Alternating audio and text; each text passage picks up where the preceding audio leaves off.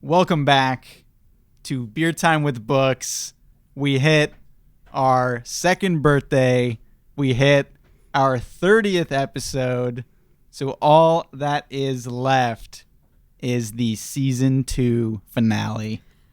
Woo! Let's go. Welcome, Hell yeah. Welcome to the season 2 finale. This was a host favorite of last season. It was surprising. I don't know how many people are going to care all that much, but at the very least, somebody's coming away with a free book. 2 people are coming away with a free book. That's true. Free books, man. So we are doing a giveaway that we kind of talked about on our last episode. It came at the very, very end. So we're just going to talk about it here at the beginning. There are 2 ways to win if you're interested in this giveaway. We have the YouTube channel that Beer Time with Books is posted on. That's Brian's Book Bastion, Brian with an I. So that's one place to win. And then on Instagram, it's Beer Time with Books. So those are the 2 spots. And we have just a very simple rule. I'll toss it over to Jamie to say what the rule is here for how to win. But you can enter in both places, but you can only win once. Mm-hmm.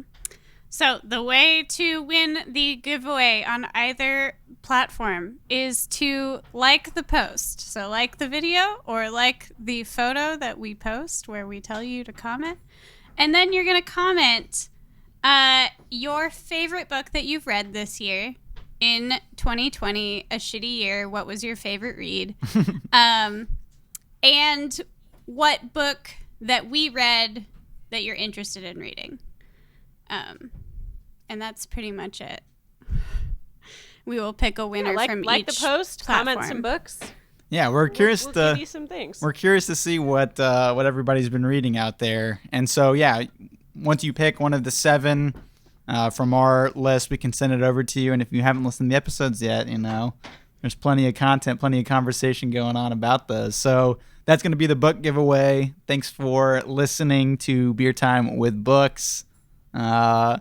And with that, we're going to move into the activities for tonight's episode. So it's going to start off with the classic before we get off our normal format here. But tonight, for the last episode of Season 2, what are you drinking?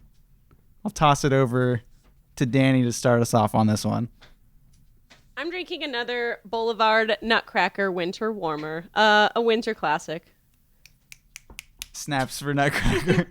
Nutcracker's back. I don't know that I think maybe the only time I've ever had a Nutcracker was maybe last year at your house once, and I was really excited to drink it this year on the pod. It's like becoming one of my fave seasonal beers. So yeah, it is. It's super good, and it's funny for you to say that the beer list, which we'll get to at the latter end of this episode when we talk about all the beers we drank this season, what the favorites are, that your beers are so divergent from what it was last year, where certain times you just drink whatever we had in our fridge.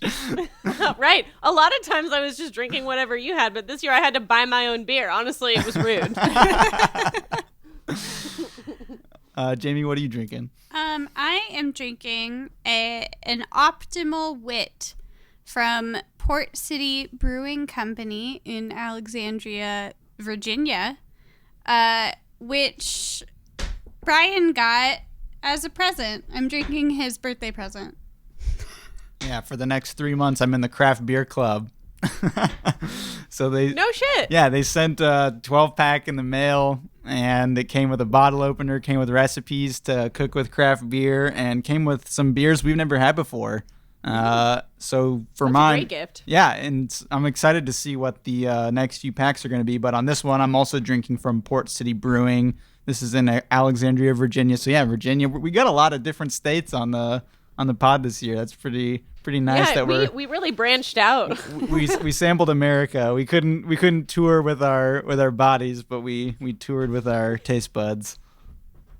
I thought you were gonna say toured with our mouths, which is worse than taste buds. I thought about it. I was like, well. But this one is the Essential Pale Ale, dry hopped pale ale. It's a little smoother than the India Pale Ale that came in about 5.3% alcohol. The color is Golden Deep. Oh, wow. This is a lot of information. Or Deep Golden. Hey, if they give it to me, I'm going to say it. If they give it to me, I'm going to say it. I didn't realize during our last episode, after I'd had 2, maybe 3 of these, I think it was 2, that this Nutcracker is 7.8%. Yeah. Just like a little higher than I expected. Oh, yeah. And so I was down for the count last Friday morning or whenever that was, 2 Fridays ago. Hey, last year we had Bloody Marys and beer, and then Bloody Marys afterward the next day. So it's all good. Oh God, it's tradition. We gotta go hard for the end of the year, especially a year like this. So that is what we are drinking this evening. There may be a couple more beers popping in as we go. But for the rest of the episode, here are the categories we're going to be discussing from season 2. Both of you guys like clinched a little bit once this came up. I'm so excited.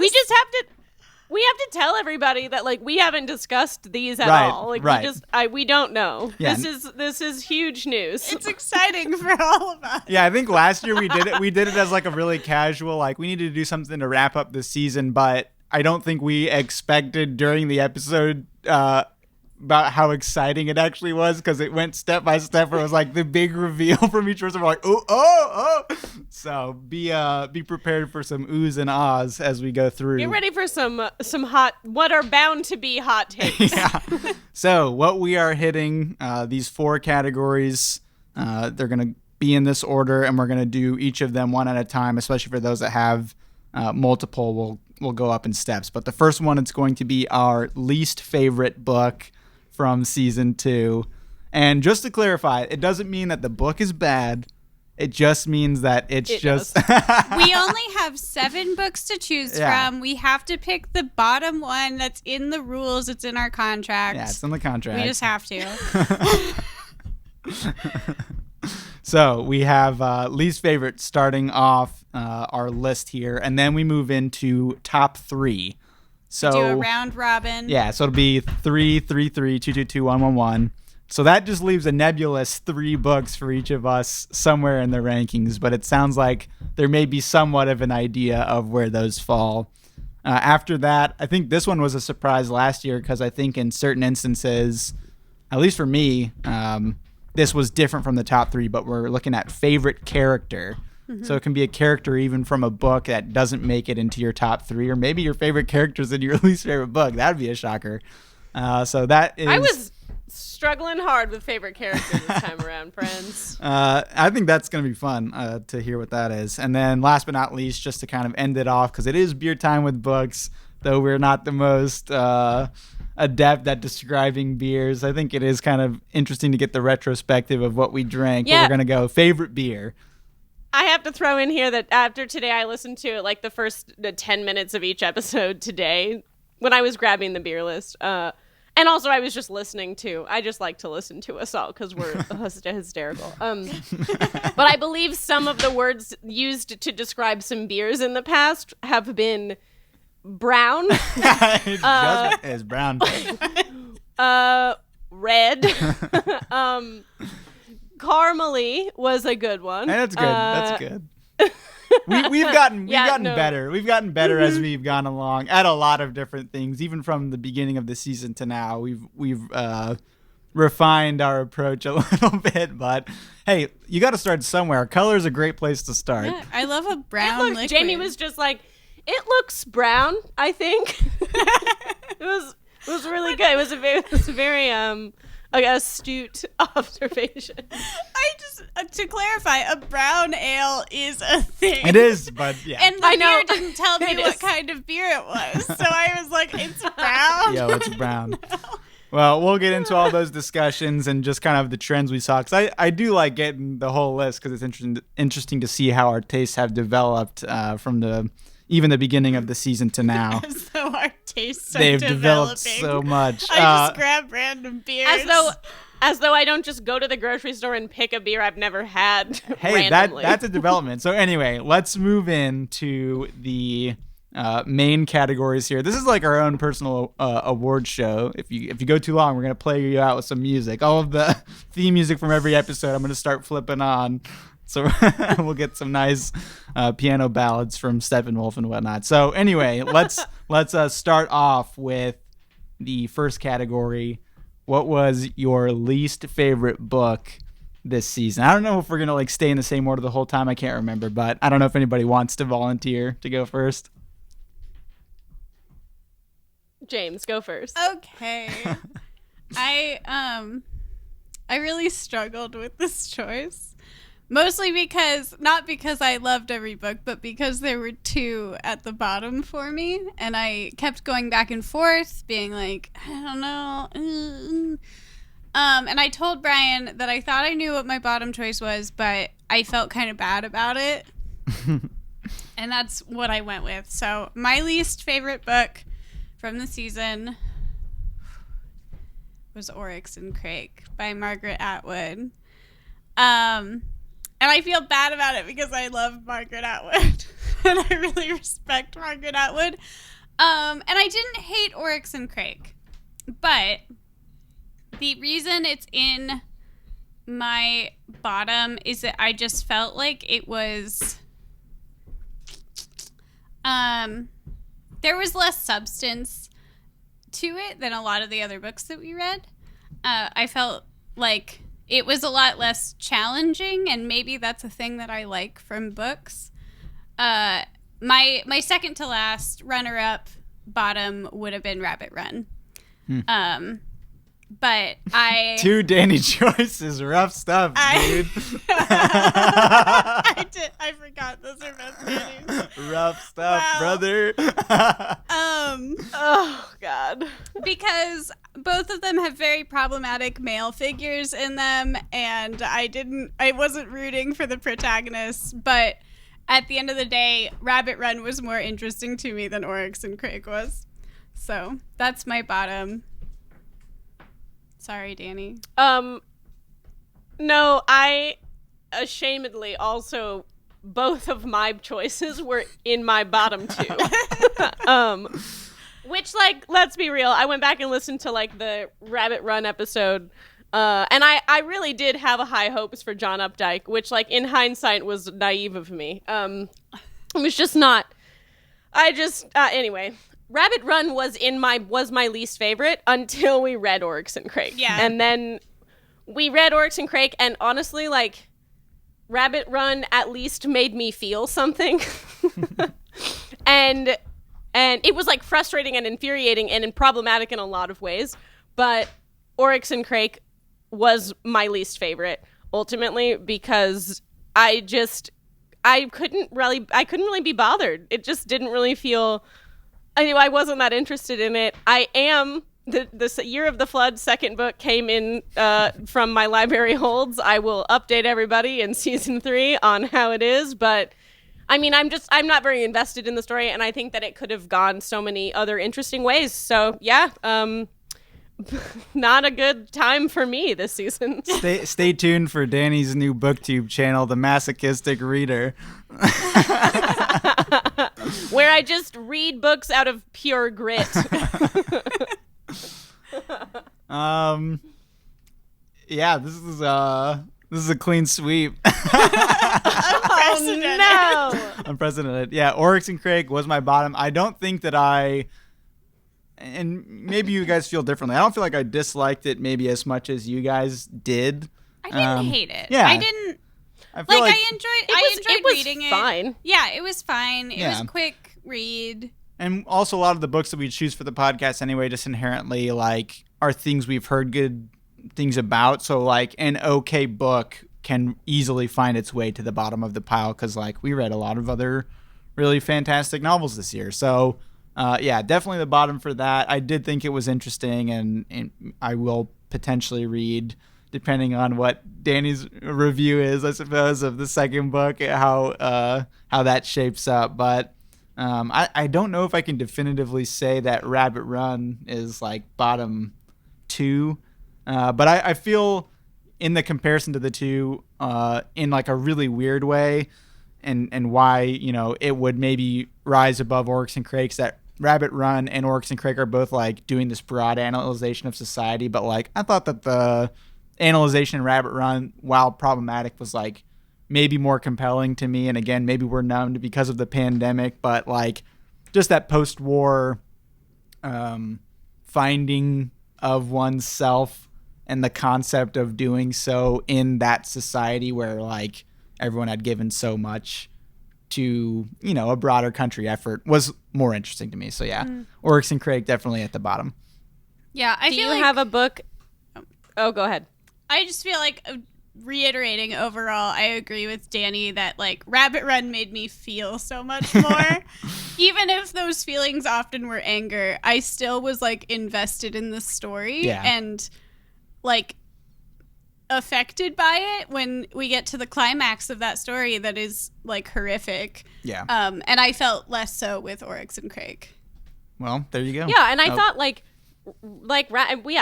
Rabbit Run just like painted, I think, a much more detailed, interesting, potentially like accurate picture of a certain period of time.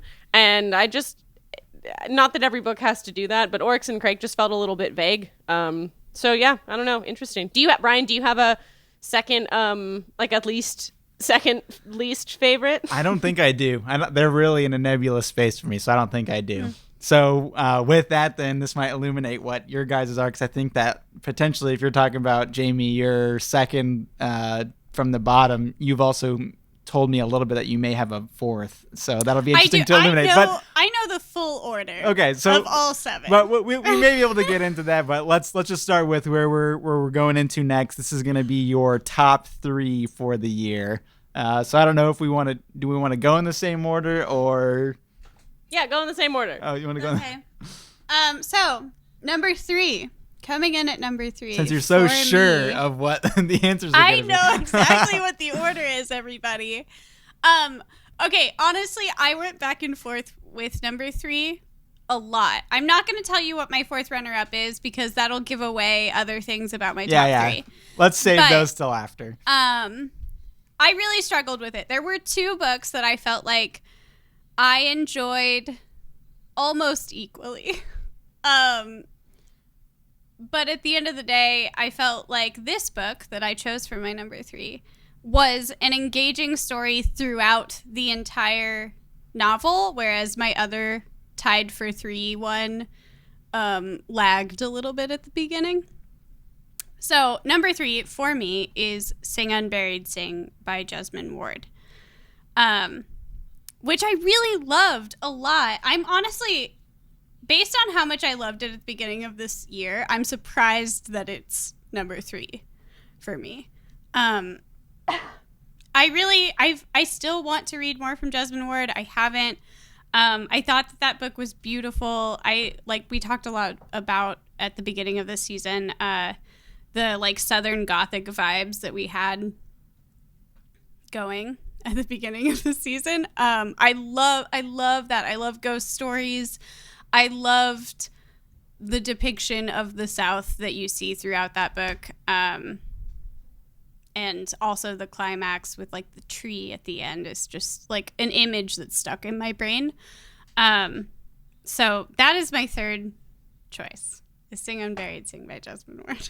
And that was our first quarantine too. Yeah. We were really trying to figure out how we were going to keep doing the pod, but it just sticks out for that reason, because that was when we started off the virtual stuff. We only had 1 book this season that we were together for, but it all kicked off with Sing Unburied Sing. So anyway, let's move it into Danny's number 3 choice. My 3rd choice was almost Sing Unburied Sing. But actually my 3rd choice ended up being As I Lay Dying. And I surprised myself a little bit because I thought actually for sure Jesmyn Ward would have made it in my top 3, which, like, I guess spoiler, she didn't. I'm actually shocked by that. I don't know what your top 3 is at all. I told you. This is starting the surprises now. I went back and did like a Goodreads audit and looked at all my ratings, and I was like, this is going to be an interesting situation. But yeah, I don't know. I liked Faulkner more than I expected, and like comparatively, now that we're at the end of the season, I can definitively say that I liked As I Lay Dying a little bit more than Sing Unburied Sing. So it was a close tie for me, but Faulkner made it in at number 3. That's a funny comparison still because of how much we talked about that from what we were led to believe from the discussion question, but like how they are supposedly related. And like meant maybe like there's something in me that is like inextricably linking them, which like, but I think I do mean, too, I definitely feel like they were the first 2 that we read, like something in me is linking them. Aside from the fact that we were like told that like maybe we should expect that, which I think maybe like very much affected, maybe like very much biased me, but yeah, I don't know. I was more more affected, I think, by Faulkner. All right. So there we go. Getting interesting already. So for my third choice, I chose Omen Setter's Luck by William H. Gass. Oh. This one kind of surprised me just because I think I was not into it at the beginning, and we hit a bit of a lull at that time. It was just like mid-year quarantine. I was not feeling motivated. It was kind of difficult to get into the style.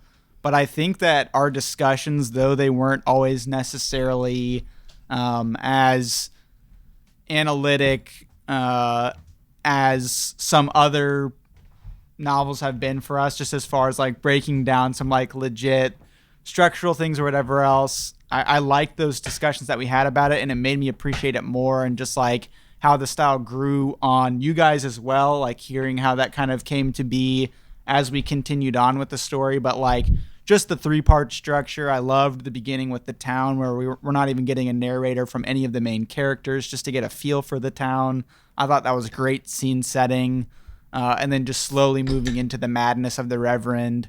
I thought it was very interesting, and I just kind of thought the style, as we've talked about, the experimental style can be very distracting, but like overall, once I got to the end, I felt that experimental style was more warranted here than it is in a lot of other novels that I read that kind of play with various structures and styles for dialogue.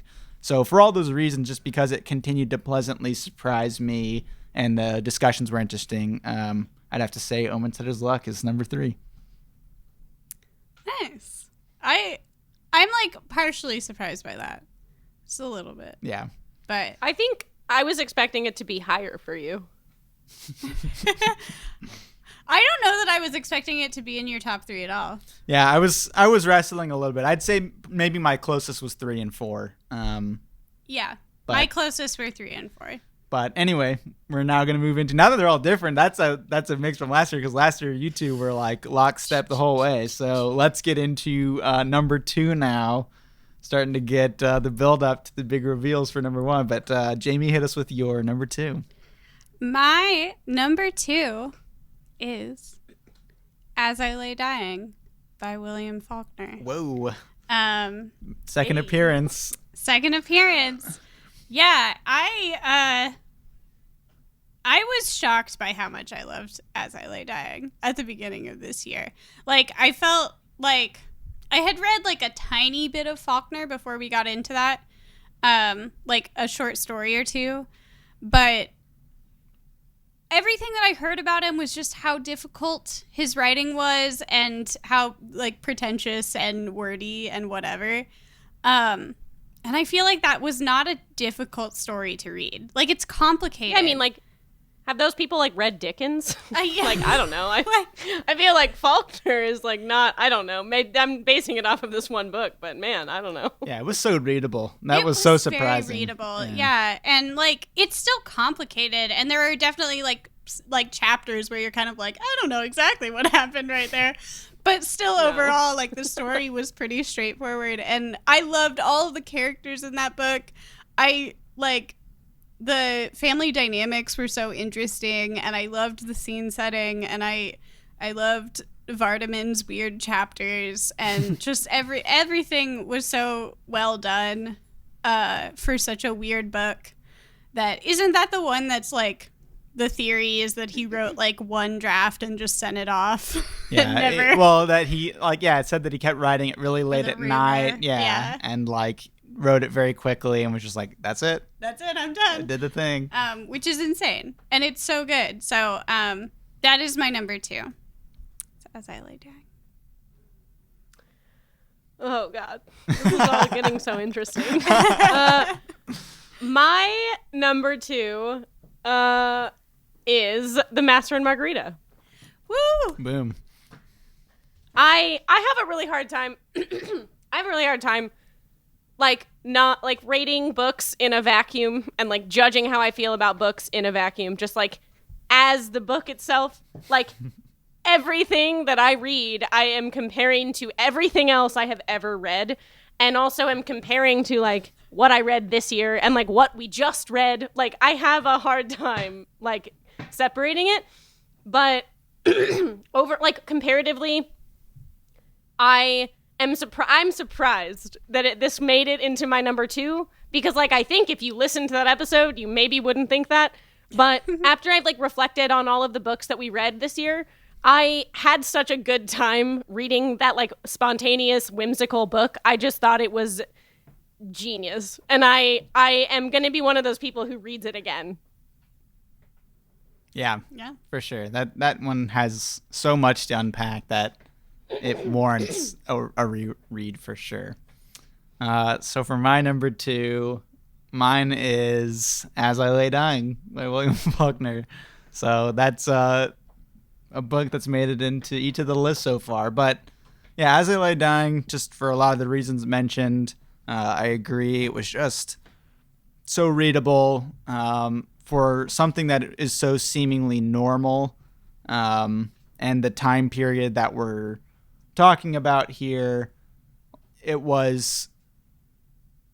made it more enthralling to me that it was so interesting with the characters and whatnot, because like you're talking about Vardaman being like such a standout part of the novel, like just this weird kid, but like it's all just this family, like the Southern family doing like a normal thing of just like burying their mom, but like each of them had such peculiar mannerisms and you know, their own ways of speaking, and obviously how the story develops, it was like surprisingly it surprisingly kept you on the edge of your seat because of all the different things that kept going on with, like, you know, fires and selling the horse and all these different things, and then even down to the ending, it was like, I think we kind of talked about it, was like a quote unquote twist ending to some degree. Ending. Yeah, where it was just kind of like, after this whole serious thing, this whole dreary thing, it was just like, okay, did that, like, moving on with my life for Mr. Bundren. So it's just kind of like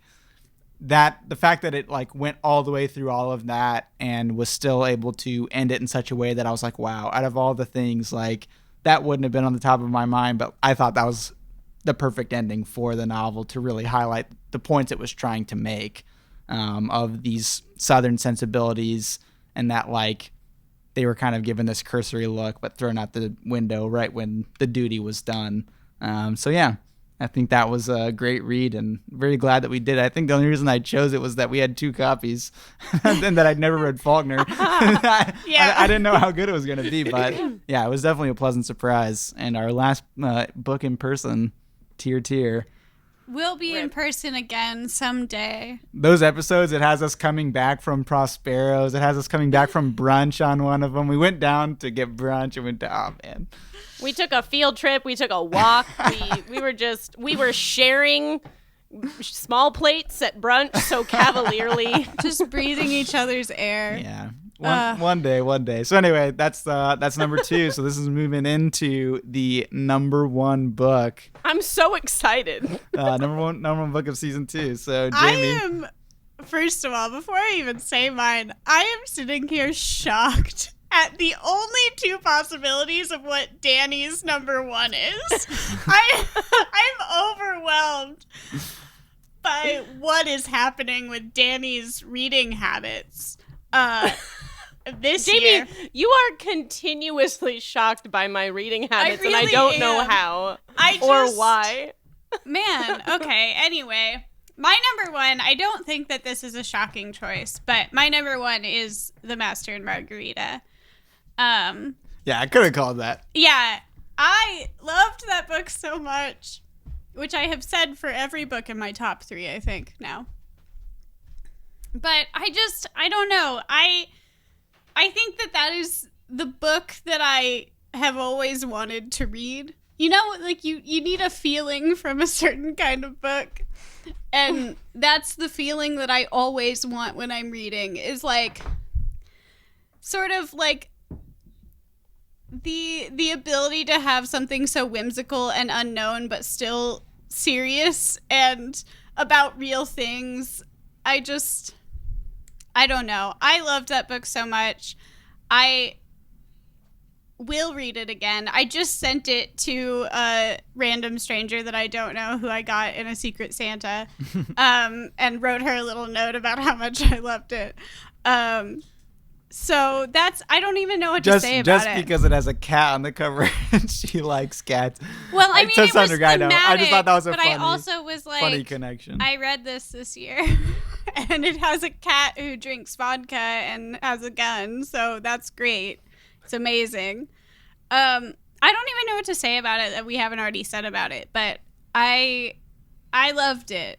It had me on the edge of my seat. It was so readable, like shockingly joyful and funny for what I think of as Russian literature. And I just loved it. I don't know. It was perfect. It's a perfect book. A perfect book. A perfect book. Ending number 1 with "It's a perfect book." It's a perfect book. Danny, what is your number 1? I'm on the edge of my seat. Guys, my number 1 is Steppenwolf. Whoa, what? I don't understand. Whoa. Guys, I panic when I have to rate books. and I agonize, and I go back and change my ratings. Spoiler, if you look at my Goodreads, you better just check it every 3 months, because I constantly update my ratings comparatively to all of the other books that I've read. Steppenwolf, when I went back and just I was today I was doing a review of all of the books we've read, and I think I just had the best time reading Steppenwolf. I don't think it was the most readable, and I don't think it was the easiest. I thought it was frustrating at times, but I have never read anything like Steppenwolf. I thought the structure was so interesting. I thought that the very confusing, up for debate ending, while frustrating, is also extremely interesting and intriguing, and also makes me want to read it again. It's similar to the way I felt about Master and Margarita. I really do feel I felt very similar. I was comparing those books in my head constantly. I felt very similar, sort of constantly just getting Alice in Wonderland vibes from both of them. I am surprised at myself, but I am happy with my choice. Yeah, Steppenwolf and Master Margarita did have a lot of similarities, especially toward the end of Steppenwolf, and then getting into some of those theater scenes in Master Margarita. There's definitely a lot of crossover there. Yeah. I think I really enjoyed Steppenwolf, and it's not even my 4th runner-up, because I found the first half so frustrating. I know. I think that kind of tipped it for me, too. The first half, I think maybe rereading it and knowing where it goes would make it a lot better. But I think at the time, that definitely swayed my decision. But I understand. No, I think that, that, even considering that, how frustrated I was after, the first half, I don't know. I think that it was worth it, and I want to read it again someday. I think Steppenwolf was teetering on my 3rd, 4th area. Really? Those were what I was kind of grappling with. So Steppenwolf was pretty Ryan, close what for me. is your top choice? that was pretty close for me. Also, but before we get into that, we gotta tell Corey, because shouts out to Corey. He was our one guest this year. Corey picks that. Yeah. Also, I had never read. I had never heard of Steppenwolf. I just didn't even know that it existed as a book. I don't even know that I knew anything about Herman Hesse or anything. So shout out to Corey for introducing me to what is apparently my favorite book of this season. Yeah, Corey happened on quarantine season getting on the pod. But yeah, we'll definitely have to let him know. Because I don't even think that he rated it that high when we finished. I was surprised. No, he gave it 3 stars. He was not.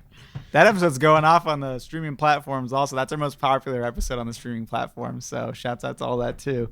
Hopefully it's good. I haven't listened to it in a while. For my top choice, mine is also The Master and Margarita. I think out of all the ones we read this year, outside of me like prepping more for the ones that I chose to lead the discussions for, I did the most like of a deep dive into The Master and Margarita. I was really getting into like outside sources. There was a lot that I wanted to understand about it. It just really brought out that enthusiasm in me that I hadn't had in a really long time, to like take the extra time to like put in extra hours, like literally extra hours looking at these other resources, just because you could sense that they were there, like upon us knowing that it was a protest novel, but also it like, again, you know, is so well done, as we had mentioned in that episode, that like there is plausible deniability, but also like enough of an awareness that there is a criticism going on. Like that's just such a hard balance to strike. And all the same, as Jamie had mentioned, still these fantastical elements that like it doesn't feel like any part of it was tacked on in any way, where like maybe certain stories will have the fantastical element. You'll kind of be like, oh, well, that just feels like it's on top of it to make it a more interesting novel. It really felt like all of it was important to the overall structure of the novel. And also, It's a perfect book. and also just the fact that you're taking this story that is told so often of, you know, the eternal battle of good and evil, of God and the devil, but it flips it in such an interesting way where the devil isn't this all-encompassing evil, you know, may actually be in cahoots with the good of the world. Like there was just so much of that you just kind of feel, because of, you know, growing up in a Western society, that story is untouchable. You can't mess with God, Jesus, the devil. You can't touch it. But he does, and does it so well. And not only that, but like it plays into such a powerful climax that those changes, again, don't feel superfluous, where it's just like he's doing it just to kind of be like, whoa, did he change the story of the Bible? No, it like is an actual great climax and is important to how the story wraps up. So I think I also agree that it's a perfect novel. Honestly, There's no faults. it's just absurd how much all of that works together, and I just can't wait to read it again one day. And just thank goodness also we read it during October, because I think that was the perfect time to do so. So that was a lot of fun this year. The vibes were right. Yeah. For The Master and Margarita. Honestly, for a year that was so like, you know, as everyone talks about, like just so unusual, like that was just such a high point for me, was the reading of and discussion of The Master and Margarita in October. Neither of you had ever heard of it. No, before yeah, I I had recommended no idea. It. It's a book that's been on I my had radar for so long. I had literally, like, when you said the title, I was like, you could have been making this book up. I had literally never heard of it. It doesn't sound like a real book to me. I don't know. I had heard about it for so long. Just like being an English major probably, and also like me wanting to research books. And I probably did the thing where I was like, what Russian literature should I read? But like every time I saw the title brought up, every time on Reddit or Twitter or wherever I saw it, it was always like, this person was like, this is my favorite book of all time and it's amazing and you need to read it. And I agree. I'm going to become one of those people where I'm like, you have to read this book, because I don't know. I think that's how literature should make you feel. It should make you want to research, and it should make you want to like also like laugh, and it's so unexpected. All the twists and turns. I just loved it. I don't know. Yeah. Well, there you go. That's our top 3. A Little doozy. interesting. I'm really shocked. I'm really shocked by Danny's. I was super surprised about Danny. Steppenwolf. I'm excited to just like tell Corey, and he This might happens listen. I know all the time. He liked the post about talking about us recording this episode, so he may be tuned in. But so with that, we are now moving into an even more unexpected, potentially unexpected answers here. But we're moving into favorite character, and so for this last year, like I had mentioned earlier, this was like favorite character was for my choice not in the top 3 or the bottom 1. So there's a lot of opportunity for highlights in books that maybe didn't get as much love here at the end. So let's get some favorite characters. Jamie, kick us off. My favorite character. This is exactly the purpose of what we did the favorite character for originally is they are from my 4th runner-up book, which again was so closely tied to Sing Unburied Sing for me. Like, I originally had this book in my top 3 and then I switched it. But my favorite character is Reverend Jethro Ferber from Omen Sutter's Luck. Whoa! All right, that's shocking to me. Great character, though. I'm not gonna lie. He's a great character. He's an amazing character. I am floored. Genuinely. I genuinely loved Omen Sutter's Luck, and it's because of Reverend Ferber. Like, his stream of consciousness, like, absolute nonsense chapters were my favorite parts of that book. And just so beautifully written. I those probably stuck out to me as like parts that I just recall so fondly as far as just like pure writing. That was probably the best writing, I would say. I know it's not a category, but like those sections, best writing maybe for me. It was great. I loved, and I also like was so shocked with how much I loved Omen Sutter's Luck as a book overall. Like it almost made it in my top 3. Brian and I almost had the exact same top 3. I felt like we would, but I'm glad that there's still the discrepancy. It was very close. And like I said, it came down to the fact that like the first half of Omen Sutter's Luck was not as engaging for me. And Sing Unburied Sing, I felt like engaged me the whole time. So that's the like thing it came down to. But I don't know. I loved Jethro Ferber. I loved his weird little limericks, like sexual limericks throughout the story. I thought he was an interesting, complicated character, like dealing with falling out of religion and belief, kind of, but also being a pastor and also like maybe working with the devil, kind of. Like he went all over the place. And nuanced. He's so nuanced. Wow. And I loved the story because of him. I thought Bracket Omen Sutter was a dud of a person, but I loved that story because of Jethro Ferber. So he is my favorite character. Nice. You Danny? both were so shocked by that. I know, that was very shocking. We hadn't really talked about Omen Setters, so I don't know. I was just... That's interesting to me. He was up there. I had him in the short list. I'll just Yeah. say that. He was shortlisted for me for favorite character.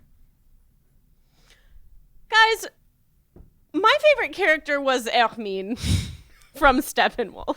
You were saying that as a joke, kind of. Love Steppenwolf. I did, and honestly, I had a really, really hard time coming up with favorite characters today. As I was like thinking through them and just like reviewing all week, actually, but just like today, I was really trying to sit down and like look at all the books, and I was like, I kind of had a hard time like making like remembering people that like really, really stuck out, and she just stuck out. She just like doesn't like to take any shit, and she calls him on everything he needs to be called on, and kind of is just like, I don't know, get yourself together, man. And I don't know, I just really enjoyed reading her. I loved the scenes with her. And also, I don't know that we talked about this, but I was doing a little more reading on her, and there was like sort of like a I don't know that we talked about this during our episodes, but there's like a very solid like hypothesis apparently that like Hermine is just fully like Harry reflected. Like We did. She we, isn't we even talked about that. Did we talk about that? Okay. Yeah. So I don't know. I loved that she was almost in some ways like a better version of this character that I didn't really like. I didn't like Harry very much. And so I liked that she was almost like a new like an improved version of the main character of my favorite book of this season. Yeah. I don't know. She was really I well liked her a lot. utilized, and like that was one of the better moments of that we've talked about before of like how the split happens because we do it in 2 episodes where like it didn't hit in Orcs and Craig, but like maybe the most notable instance of like first half split by second half was Ermine coming in and flipping that novel on its head, because I just remember that discussion became so much more animated in the second half, and it was like in large part due to her. And not only that, but we got like 10 pages of her, and she already made so much of an impression that we devoted so much time of discussion in that first episode to her, because it was like, oh, she's here to shake some shit up, and did. Like, she delivered on every expectation we had at the time. So I think that's a good choice too. Yeah, I loved her a lot. I am proud to call her my favorite character. Mine is also from my number 1 book choice, which I felt like maybe it was worth the highlight, but I just couldn't get away from choosing this character. But mine was Woland. Woland, I almost said Woland, and I wanted to be a little bit more interesting, but Woland's great. Savage. Woland was not only for his showmanship in the beginning, where we already had so much involved with Woland from the beginning, with his predictions that started all these chains of events that led into what happened later on in the book, and just the fact that he was so witty and so dynamic that we were able to pick up on the fact that though he is the devil, he is not this overall completely evil being, this malicious being. Like, we didn't get to the end of the novel and get to that big reveal where he's just like, oh, maybe I'm actually in cahoots with Jesus Christ our Lord. but like, we got to that in the first half of like, I'm not sure about Woland. Like, we know that he is, the devil, but he's still doing all of these actions in such a way that are somewhat helpful in certain instances while still being like punishing. So it's not like he was all like smoothed over either. He still had a lot of these things that was like, oh, he has the ability to do terrible, terrible things. He has the power to do that. But at the same time, he has such a nuanced ability to make decisions, to keep the ball rolling and make things go according to plan. Good cannot exist without evil. Yeah, and I just think all of that and just the big reveal of how his character plays into the broader story of the world there at the end of The Master Margarita was the most surprising moment to me, I think, of the entire season, of just getting to that and being like, whoa. A lot of other moments in these novels are like, okay, that's surprising, but it makes a little bit of sense. That was so out of left field, but didn't feel like it was out of place. Yeah. So I think that was just such a nice thing to have within a story that I already enjoyed so much, to have a character like have such a great arc to carry it through to the end. So though I wanted to maybe highlight some other characters in other books, it was hard to get away from Woland for favorite character this season. And now with that, interesting stuff, guys. We hit wow. We hit our lists. Steppenwolf. Steppenwolf. I didn't expect Guys, anybody to have Steppenwolf in their top 3.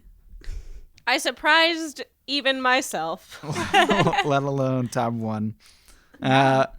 So to end it off here, just to kind of ease back out before we call it good for not only this season but this year as well, for our quarantine season of Beer Time with Books, we're getting to the beer section again a little bit now that we've had these discussions of recalling as much as we possibly can about these 7 books that we read throughout the year, which was surprisingly good. I think we all had some pretty good recall, which I think speaks to the quality of the books that we read this season. But now we're getting into our favorite beer of the year. Favorite beer of the year. Beer of the year, man. As I'm now on my second, just to highlight this since we're there and shoot the shit at the end of this episode. I've now picked up a... Do you have a bonus beer? I do. Dark Horse. This was from my craft beer. I'm in the craft beer club now, so like, you know. We always have bonus beers. I'm under contract to... Guys, have you heard of craft beer? Have you heard of craft beer? I'm in the club. So this is Dark Horse Brewing Company in Marshall, Michigan. Michigan? Mm-hmm. That's Michigan, correct. I was about to say it so confidently. I was like, if I say it confidently, it's very wrong.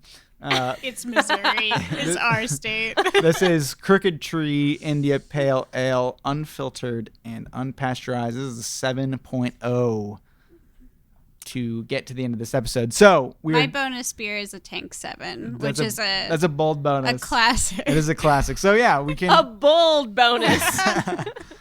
So we have our list here of favorite beers.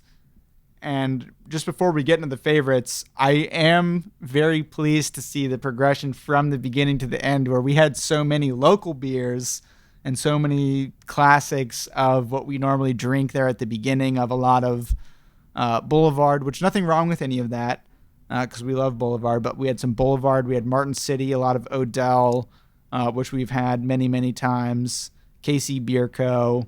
But when we started getting into probably around the Master Margarita episodes, we started getting into a lot of different states. Because I know, Danny, you were getting beers sent to you for work from events and whatnot.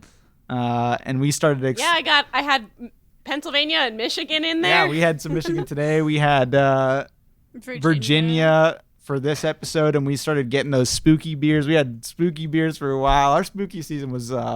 we went all out for those this year. So anyway, I think we had a lot of interesting beers to choose from, but we'll go same order and just kind of hit anything that stood out to you and your favorite beer of the year. My favorite beer of the year, everybody. Looking back at this long list, I believe was Bat Squatch Hazy IPA from Rogue Brewing Company. And Rogue hit us up on Instagram. They did. We were genuinely confused. Loved that beer. We were so confused on what they were saying, but we posted it about the Bat Squatch in October, and we were like, does anyone have any spooky beers to recommend? And then they said something that like it was Dead and Dead is all they said, and we were just like, oh, what? And then like a week later we found out they were recommending their own Dead and Dead beer because it was a spooky beer that had skulls on the can and whatnot. So shout out to Rogue. Yeah, I really liked that beer. It was kind of like a sweeter hazy IPA, and I keep wanting to get it again. They almost always have it at one of our local liquor stores. But I kept not getting it because I was like, well, I'm getting beer mostly for the pod, and we'll want to have different things on the pod. So I haven't gotten it again. But I want it because I liked it. So that was my favorite beer. Danny, favorite beer? I was perusing the list. I was perusing the list. I was also perusing our Instagram because I wanted to remember what the Bat Squatch looked like. My favorite beer was a little closer to home. It was the Defiance Brewing Co. Twisted Logic IPA. Nice. I not only loved the can, thought it was a great can, but also, yeah, I don't know, picking an IPA for my favorite beer, guys. This is what growth looks like. Yeah, I know. You were hitting that IPA. Steppenwolf is your favorite book. You're picking an IPA. I don't know you anymore. Guys, well, also that I'm a wild IPA, card. that IPA, both the times you drank those were for the Steppenwolf episodes. You just have good connotations. I just have, that must have been a really good time in my life, I guess. I don't know. Favorite guest this year was from the Steppenwolf episode. It was Corey. Our one and only guest. Yeah, I loved that. Loved all of that with a Nutcracker honorable mention. Honestly, this might be recency bias, but It I is. mean, I love Let's a be Nutcracker. honest. It's Listen, I also want to buy Nutcracker. The last time I was at the store, they were out of it. There was like a spot that said Boulevard Nutcracker, but there wasn't anything there. I was so sad. oh no, I want it. well, I guess that leaves me. Brian. Brian. My favorite beer from this year is a bit recent as well, but I really enjoyed the Destil. Is that how we said? Destil Brewery Haze of the Dead Hazy Double IPA. That's a good one too. Not only was that one of my favorite cans of the year, that's the fun part about getting these craft beers. It's just nice to see the graphic designs that go into a lot of these brews. But not only was it good for that, it was like a very smooth, fruity hint there within the IPA. Tall boy cans, you can't beat that. But I thought that was just like very tasty, very easy to go down, and I think it was also positive connotations because we got that for my birthday. Yeah. So that was definitely great, and I'd love to try that again. But that was still playing into, I guess, all themes of death and destruction from our beers. We had your tornado can, Danny. We had this bat squatch monster. We had these deadhead skulls. It just kind We of love a spooky beer. it just kind of fits. I feel like We beers love should be spooky. We also categorically love spooky season on this podcast. We said spooky Like- season an absurd amount of times this year. Listen, we love it. So yeah, pop quiz question here at the end Oh no. for things that you guys don't consume that much. Don't think about it too hard. What's your favorite album this year? Favorite album that came out this Yeah, year? that came out this year in 2020. You said Folklore. that the pop quiz question. What did you say? What did Folklore, you say? Taylor Swift. Oh wait, no. Actually, Positions by Ariana Grande. Actually, Evermore by Taylor Swift. You're just hitting all the pop albums.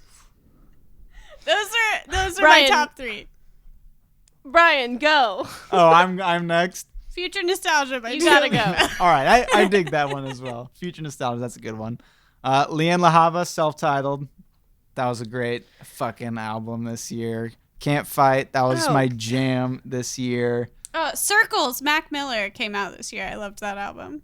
I love that album. Okay, you've said 4 now, Jamie. I know. I loved.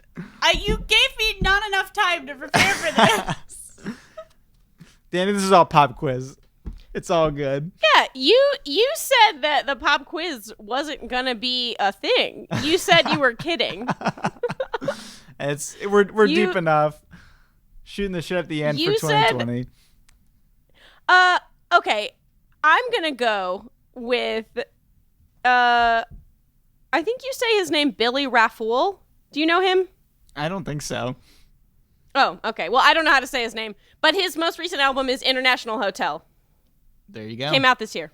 All right, pop quiz. Just wanted some quick answers here. Just wanted to see what y'all were feeling. With- Ariana Grande Positions has an honorable mention. Positions is great, but also, Yeah. I actually genuinely think maybe it's Circles by Mac Miller, the posthumous Circles. We love it. It's great. There you go.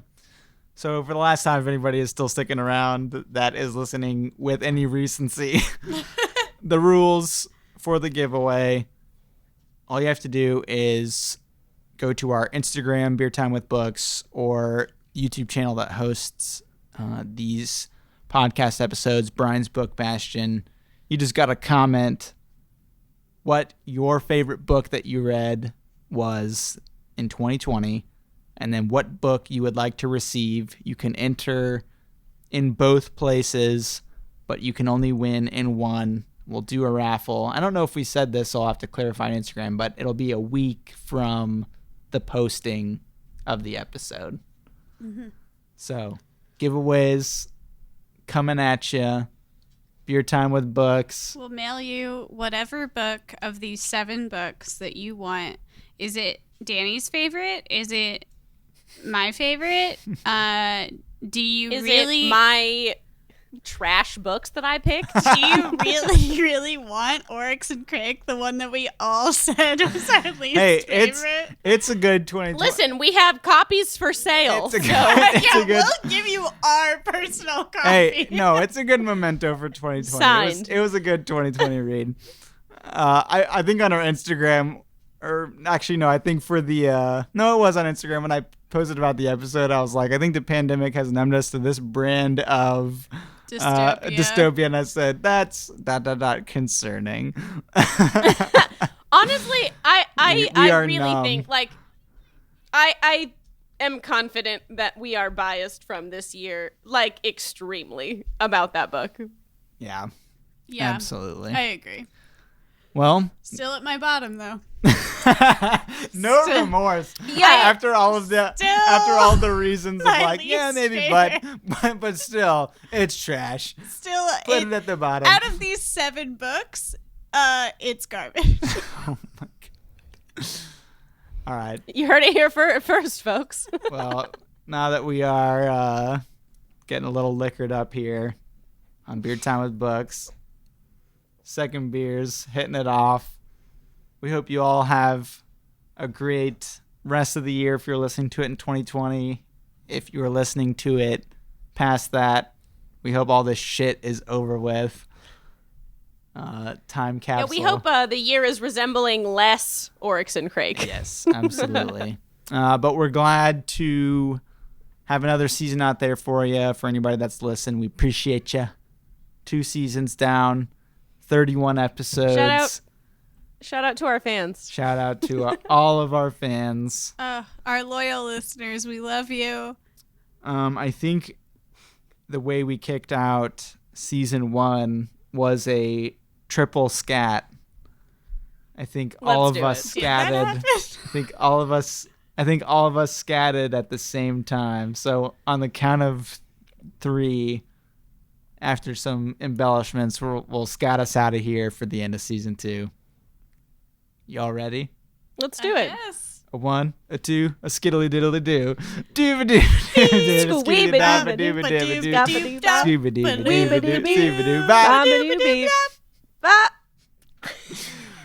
We will catch you next time. Bye. Bye.